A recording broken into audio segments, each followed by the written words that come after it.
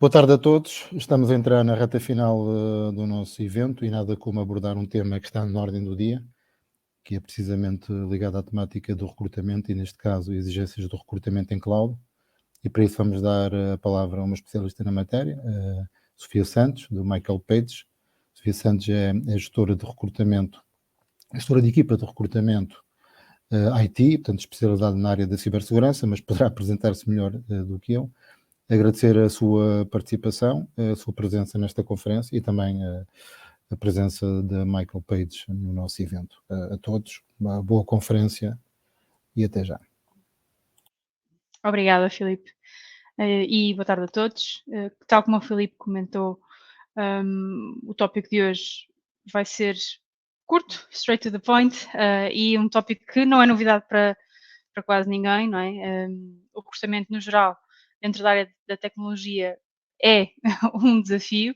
Temos um mercado bastante dinâmico. Em cloud em particular, trago-vos aqui alguns dados sobre aquilo que tem sido a nossa experiência na Michael Page a nível desse recrutamento e alguns números que temos recolhido do mercado. Começo então para vos mostrar o maior boom, o crescimento a nível de recrutamento de perfis cloud-oriented. E digo cloud-oriented porque, obviamente, que cloud, quando falamos no contexto da nuvem, há muita coisa que pode ser feita e há muitos tipos de perfis que podem ser trabalhados.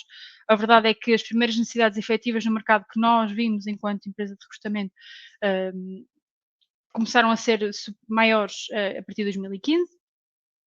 Estas primeiras necessidades tinham como objetivo um foco muito maior a nível aplicacional, a nível de servidores, não tanto a nível de arquitetura de soluções, era tudo muito ainda recente, até porque a vertente de cloud começa a ter um bocadinho mais de força em Portugal em meados de 2010, e portanto levou aqui algum tempo até as empresas, e principalmente porque o nosso tecido empresarial é composto por PMEs, portanto levou algum tempo para que as empresas apostassem neste tipo de perfil e neste tipo de migração também. Havia muita dúvida em termos da segurança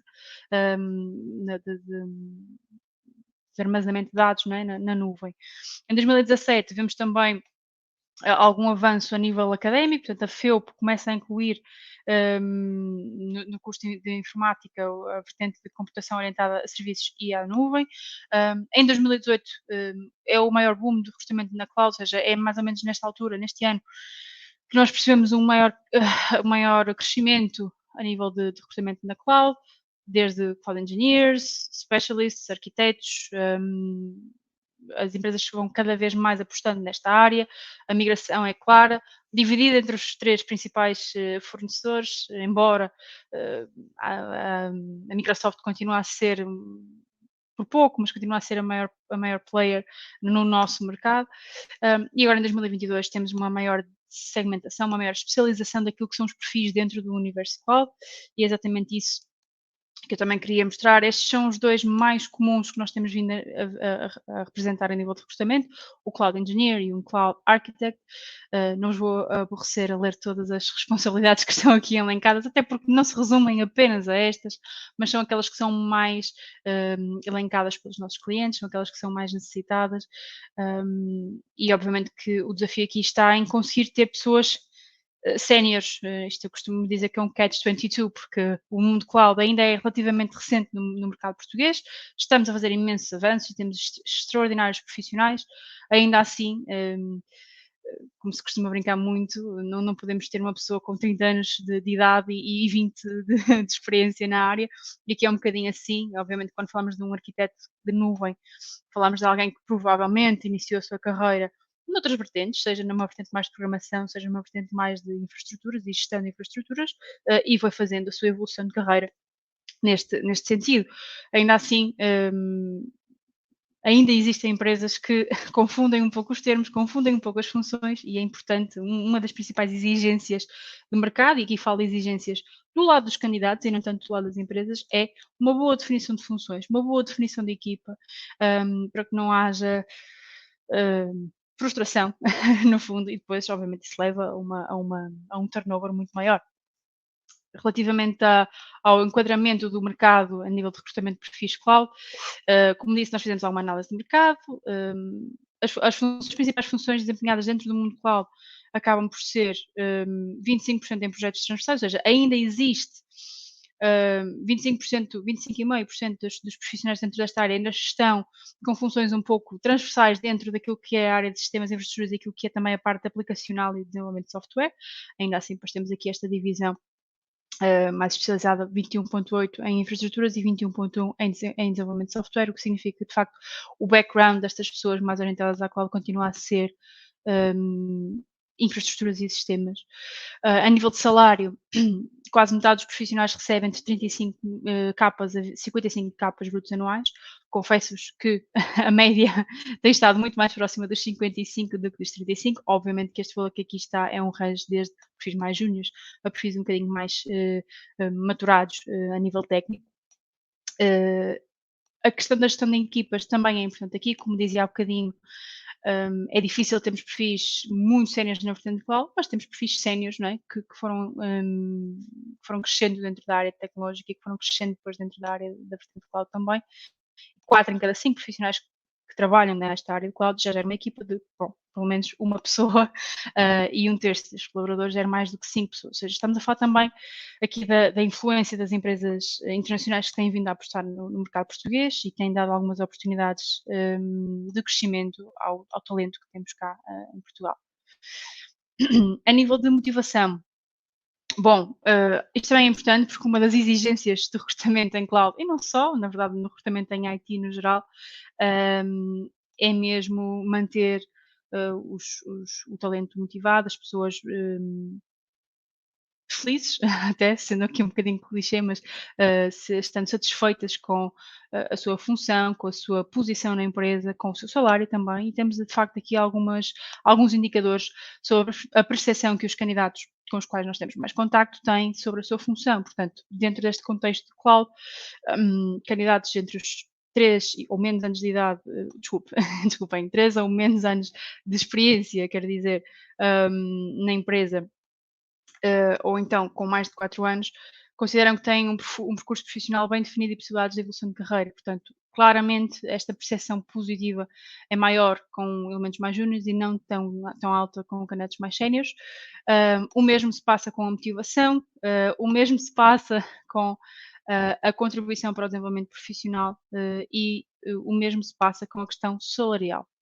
Isto também tem a ver com o facto, a questão salarial em particular, tem a ver com o facto desta inflação que nós temos tido a nível do mercado tecnológico e de facto os perfis júniores têm uma maior exigência em comparação com até perfis séniores que iniciaram no mercado há mais tempo e, portanto, mantendo-se na mesma empresa, ainda que tenham uma boa progressão salarial, uma boa progressão e desenvolvimento profissional, muitas das vezes, em contextos de PMEs, não se compara ao salário inicial de um elemento mais jovem que inicia, vamos supor, 3 ou 4 anos depois. Portanto, talvez aqui a percepção sobre a atual função seja realmente um bocadinho mais positiva nos elementos mais júniores e não tanto, ainda que sejam números animadores, mas não tanto nos elementos mais séniores.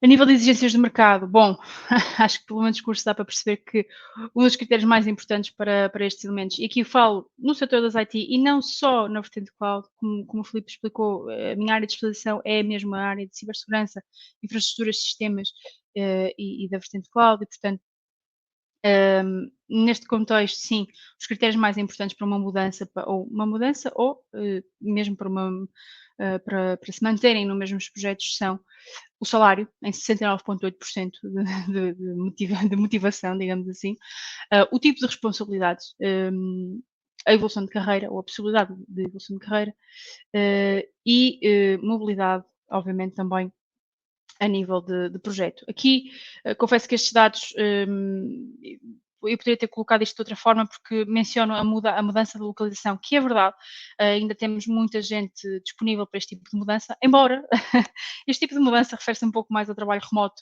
ou seja, à disponibilidade que as pessoas têm para trabalhar com empresas externas, mesmo que não tenham entidade a nível português, e que possam realmente ter outros desafios, outro tipo de salário também, não é? Isto é bastante, a mobilidade e o trabalho remoto tem sem dúvida sido dos principais critérios numa mudança ou numa escolha de projeto. A nível da dimensão da empresa, metade dos profissionais que foram aqui qualificados não considera que a dimensão da empresa seja importante. A verdade é que nós também temos sentido que, pelo menos até o final de 2021, a maior parte dos candidatos dá maior valor à questão salarial, às responsabilidades e à vertente tecnológica, à liberdade tecnológica que tem, a nível de escolha de providers, escolha de ferramentas, escolha da arquitetura também. E, portanto, muitas das vezes em empresas mais pequenas, não havendo tanta hierarquia e às vezes mesmo burocracia, não é? Acabam por ter essa liberdade e um maior impacto nos seus projetos, portanto, daí esta percentagem ser tão elevada. Passo aqui a dar alguns conselhos, não vou nós não estamos aqui a inventar a roda, simplesmente passa por aquilo que nós ouvimos nas entrevistas que fazemos, nos projetos que gerimos, e deixo aqui 5 principais conselhos para reter talento nesta área. Primeiro, e mais uma vez repetindo-me um pouco, manter-se a par do valor salarial do mercado. Portanto, é essencial que se comunique a toda a gente um, a importância de coincidir e, como digo aqui, até às vezes exceder o valor atual oferecido no mercado, isto porque é muito fácil, como eu disse no início desta apresentação, o mercado está extremamente dinâmico, felizmente cada vez temos mais empresas a apostar no talento português e por muito que uma pessoa goste do projeto e tenha bons benefícios, se de facto a questão salarial não estiver a acompanhar o mercado que está disponível, porque temos um mercado cada vez mais global, não é? Não vai fazer sentido e vai levar a que a pessoa depois, de facto, tente procurar outras opções. A nível de olhar para o universo de startups, como dizia há pouco, não só pela questão da liberdade e autonomia de tomada de decisão nos projetos, mas também pela liberdade de novos desafios. Falo aqui um pouco do exemplo da Google, que oferece os famosos 20% do tempo para inovar em novos projetos, trabalhar em projetos de interesse pessoal. Há muitas empresas em Portugal que já o fazem. Confesso, não tanto a 20%, mas talvez a 10%, mas que realmente faz sentido a nível técnico, digo, para estes perfis. Depois, obviamente, além do salário, e vejo que está aqui alguém já a questionar o que é que valorizam além do salário, outro tipo de benefícios, como eu digo aqui, oferece excelentes benefícios que podem ser, e normalmente são, a flexibilidade, seja de local de trabalho, seja de horário de trabalho, até porque normalmente estamos a falar de funções que trabalham bem e às vezes até melhor em horário não típico, não é? Seja para fazer uma intervenção, para fazer uma migração, não é? E portanto, este tipo de benefícios, a flexibilidade, os planos flex, não é? Que agora estão muito mais em voga com as empresas, não só portuguesas, mas as empresas em Portugal, ou seja, dar a liberdade às pessoas, aos colaboradores, de escolherem de um leque de benefícios, seja por exemplo, tickets de infância, questões de ajudas de deslocação, combustível, formação mais específica, uh, planos de poupança reforma. Confesso-vos que até mesmo na Michael Page, que não é uma empresa puramente tecnológica, também já o faz, porque percebemos que de facto se tivermos aqui pessoas com diferentes faixas etárias, diferentes contextos familiares, contextos pessoais, vão precisar de benefícios, vão identificar benefícios diferentes para si. Portanto, o valor, obviamente, que deverá ser o mesmo de colaborador para colaborador, ou seja, vamos supor que temos mensalmente para este tipo de benefícios 200, 300 euros, além do salário base, que ajudam a pessoa a gerir melhor a sua, a sua vida e o seu contexto pessoal. A questão da formação, bom, pode parecer clichê, mas na verdade é o que nós mais ouvimos nas nossas entrevistas. A formação é realmente um fator importante, além dos outros que já mencionei, para o candidato dentro desta área. Principalmente é valorizado quando as empresas ajudam com os cursos de certificação. Nós todos sabemos que não são propriamente fáceis para qualquer pessoa e principalmente uma área em que ainda está a desenvolver-se imenso e que há muito para explorar, faz sentido haver este tipo de investimento na formação, quer a pessoa tome essa iniciativa, quer a própria empresa perceba que para aquele tipo de função e para aquele tipo de desenvolvimento profissional naquela área faça sentido. Portanto, a formação é sem dúvida um dos top 5 pontos a reter. Depois, a discussão do percurso profissional, sem dúvida também que é importante. Ora bem, se nós temos uma pessoa na nossa equipa que expressa abertamente o interesse em mudar ou em progredir numa determinada direção, vamos supor que temos aqui de facto uma pessoa que já está numa função, vou pegar nas duas de exemplo, de Cloud Engineer há 5 anos, e está na empresa há, vamos dizer, 2 anos e meio, está quase a fazer os 3, vá. E procura essa progressão para uma vertente mais de arquitetura ou até mesmo de gestão de equipa ou de gestão de projeto, melhor, a melhor coisa que o gestor deste elemento pode fazer é de facto ajudar a traçar essa mudança na organização, porque pior do que ter uma pessoa interna descontente e desmotivada é perder essa pessoa, sem dúvida. Qual é que é o melhor plano para tudo isto, para poder gerir estas exigências dos candidatos, que na verdade acabam por ser um pouco transversais no mercado tecnológico no geral, é perguntar, é comunicar com a equipa, perceber o que é que interessa, o que é que motiva, conseguir realmente fazer algo quanto a isso, planear novas medidas quanto a isso. E este perguntar começa de facto no recrutamento.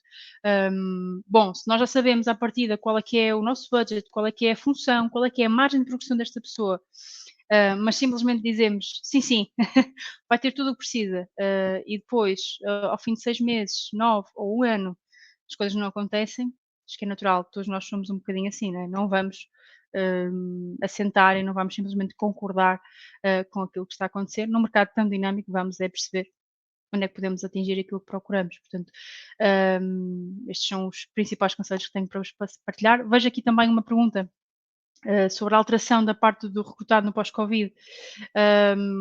Confesso que a principal alteração foi, sem dúvida, a questão do benefício da flexibilidade, não tanto do horário, porque isso já acontecia na maior parte dos nossos clientes. Quando eu digo maior parte, estamos a falar em cerca de 52%, até de facto a maior parte dos nossos clientes, mas a flexibilidade do local de trabalho, sem dúvida. Nós tivemos um crescimento abismal de projetos em que passaram completamente do 8 ao 80, ou seja, tínhamos clientes que obrigatoriamente a pessoa tinha que estar a trabalhar no escritório 5 dias por semana e passaram a ser zero. E apostam muito mais em alguns momentos de networking de engagement com a equipa, ou seja, alguns almoços, alguma atividade mais extra trabalho, não é? Sendo que, ok, o horário de trabalho que a pessoa gere ou que lhe interessa mais, porque pode iniciar às 8 da manhã e sair às 5, pode iniciar às 10 e sair às 7, conforme o que fizer mais sentido, ou pode até fazer pausas durante o meio do dia. Ainda vemos muitas empresas a colocar core horas de trabalho, ou seja, normalmente das 11 da manhã às 3 da tarde as pessoas têm de estar disponíveis. Ainda assim, e principalmente com as empresas internacionais, isso já não acontece tanto e a flexibilidade está de facto maximizada. Portanto, a principal alteração do recrutado no pós-Covid é, sem dúvida, a abertura e a intenção do trabalho remoto. Não sei se eu, da minha parte, terminei, portanto, não sei se mais alguém tem alguma questão, estou totalmente disponível, tanto para contexto de empresa como para contexto de participantes aqui. Se tiverem questões, estou disponível para responder, se não, terminamos por aqui.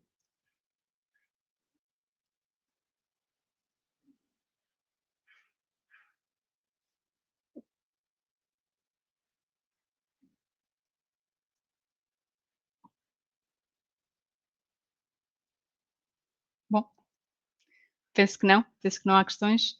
De qualquer das maneiras, a apresentação também foi curta. Se quiserem saber mais, mantenho-me disponível. Tenho aqui os meus contactos e nós sim, na Michael Page temos alguns projetos em aberto, portanto, sinta-se à vontade. Desculpem, como fazer a passagem de um perfil sério para uma função nova. Bom, esse é um grande desafio, de facto. Na verdade, como disse há bocadinho, essa discussão deve ser traçada desde o início, se a pessoa tem essa vontade, os seus objetivos devem ser traçados a par com a sua gestão e tentar perceber quais é que são as opções dentro de uma empresa, né? Se estivermos a ponderar a mesma empresa. Não é fácil, Mas existem algumas áreas em que é mais natural, como eu dizia há pouco, uma pessoa sénior, por exemplo, numa vertente de sistemas, de gestão de infraestruturas, de gestão de sistemas, como dizia, o conhecimento base e também o conhecimento base e os anos de experiência, obviamente, estão muito mais intrinsecamente ligados, não é, a esta componente, a esta migração para a nuvem. Portanto, as empresas nós notamos que as empresas estão muito mais abertas a este tipo de perfil e preferem até, e aqui acredito que já seja mais uma questão geracional, preferem perfis séniores que pretendam fazer essa mudança para uma função um bocadinho diferente, um bocadinho mais especializada, ou um bocadinho mais fora da caixa, do que um perfil júnior. Vamos supor, eu não sei, também há aqui uma subjetividade, que é o que é um perfil sénior, não é? Se estivermos a falar de alguém com 7, 8 anos de experiência, já podemos considerar que é uma pessoa sénior na sua área. Mas se estivermos a falar, por exemplo, de um candidato, de uma pessoa que está a trabalhar, fez um estágio, vamos supor, um pequeno estágio extracurricular, está agora a integrar no mercado. Muitas vezes temos empresas que dizem, ok, esta pessoa vem com conhecimento fresco, sem vícios, não é? Vamos apostar. Mas a verdade é que a maioria das empresas não tem tanto essa visão. Prefere alguém mais sénior, alguém que já tenha passado por diferentes contextos e que possa rapidamente, não é, acelerar o passo e acompanhar as mudanças. Portanto, respondendo mais objetivamente à sua questão, como fazer a passagem para um perfil sénior para uma função nova é, de facto, tem que ter acompanhamento da sua gestão direta, tem que ter esse investimento da formação também, não é? Não só o seu a nível pessoal, porque pode fazê-lo a título gratuito, existem imensas plataformas onde o pode fazer, mas também, obviamente, com a ajuda da sua empresa e com as oportunidades que lhe são passadas. Portanto, é um processo. Também acho que devemos ser coerentes e pensar que a mudança não acontece em 2 meses ou 3 meses, possivelmente em 6, num ano, não é? Normalmente as avaliações de desempenho estão muito linkadas a este tipo de progressão e normalmente as empresas é assim que o fazem, ou de 6 em 6 meses ou anualmente. Portanto, normalmente é um processo um bocadinho ainda um pouco demorado. Espero ter esclarecido.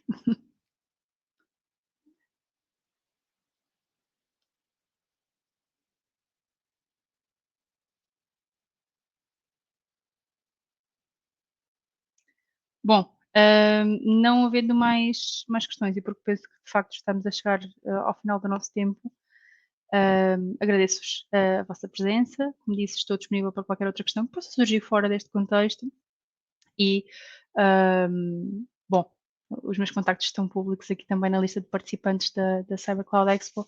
Estou completamente disponível para ajudar, seja no contexto mais exploratório, seja no contexto efetivo de necessidades ou de procura de oportunidades dentro destas áreas. Muito obrigada.